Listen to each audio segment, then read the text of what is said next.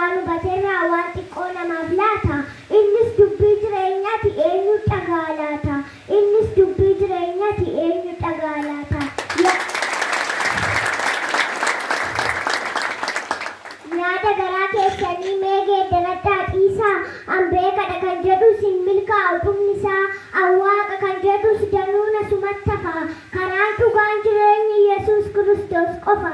Karaan dhugaan jireenyi Yesuus Kiristoos qofa. Karaa baay'een hin jiru. Karaan dhugaan tokkicha. Mee karaa biraa dhiisi yoo hubachuu barbaadde. Dhaqii dubbifadhu wangeela Yohaannis. Akkas jedhee dubbata itti fufee Yesuus. Akkas jedhee dubbata itti fufee Yesuus.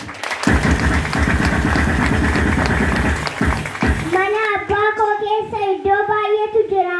Ani siddicha qopheessee dhufee isinii fira. Ani siddicha qopheessee dhufee isinii fira. Dacheen kun hin quufamtuu kanaaf garaa jabaatti. Gurguddoota kuffistee abiddatti geessiti. Gurguddoota kuffistee abiddatti geessiti.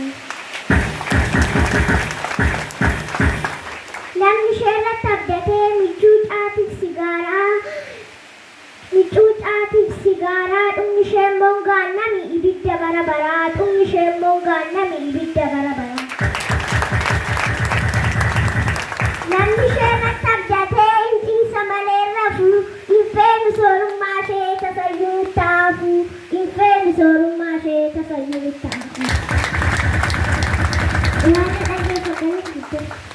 Waaqayyo siyaa eebbisu eebbisan. Ni badhaasi immoo siyaa eebbisu gooftaan. Ilaal daa'ima jabduu akkana Waaqayyo nu laatee sammuu ishee keessaa kanatti walala qopheessitee fiddee walalu. Ni erga keessa mirgaatti qabaasiifanitti Waaqayyo siyaa eebbisu jedha. Dabala guddadhu jedhaame.